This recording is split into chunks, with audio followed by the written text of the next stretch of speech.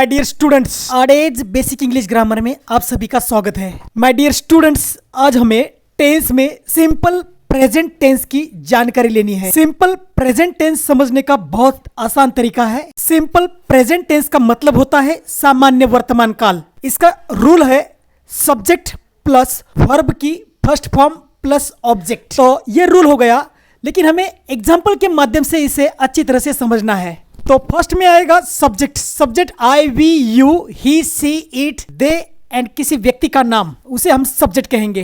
अब सब्जेक्ट में आई and we, इसे फर्स्ट पर्सन सब्जेक्ट कहते हैं। अब यहां यू जो है उसे सेकंड पर्सन सब्जेक्ट कहते हैं। अब आगे ही सी इट दे या किसी व्यक्ति का नाम, उसे थर्ड पर्सन सब्जेक्ट कहते हैं। सिंपल प्रेजेंट टेंस में सब्जेक्ट के बाद वर्ब की फर्स्ट फॉर्म आती है। देखो यहाँ आई के लिए प्ले आया है, वी के लिए प्ले, यू के लिए प्ले, ही के लिए प्लेज, सी के लिए प्लेज। इट हो या किसी व्यक्ति का नाम हो, उसके लिए हमें वर्ब को यस या ईएस सफिक्स लगाना है। तो हमें कौन सा रूल याद रखना है? तो सब्जेक्ट ही, शी, इट या किसी व्यक्ति का नाम हो तो उसके आगे जो वर्ब है उसको यस या ईएस सफिक्स लगता है। वर्ब को यस या ईएस सफिक्स लगता है। Now look at the example. He plays, she plays, Rani plays. एक बार एग्जांपल को समझते हैं। आई प्ले क्रिकेट, मैं क्रिकेट खेलता हूँ। वी प्ले क्रिकेट, हम क्रिकेट खेलते हैं। यू प्ले क्रिकेट, तू या तुम क्रिकेट खेलते हो।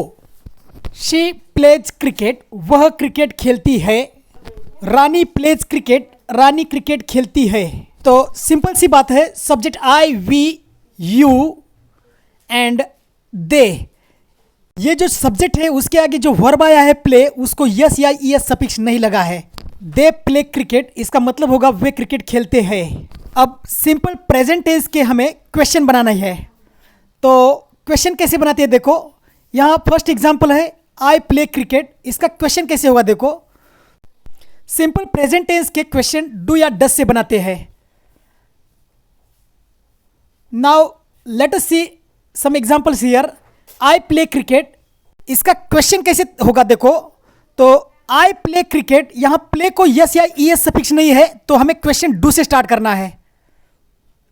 अब फर्स्ट का सब्जेक्ट आएगा आई, आगे का वर्ब प्ले आएगा, लास्ट में ऑब्जेक्ट आएगा क्रिकेट।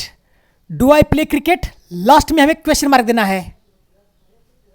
सेकेंड एग्जांपल दिया है we play cricket, subject we के बाद प्ले को यस या ईएस सफिक्स नहीं है, तो हमें क्वेश्चन स्टार्ट करना है डू से।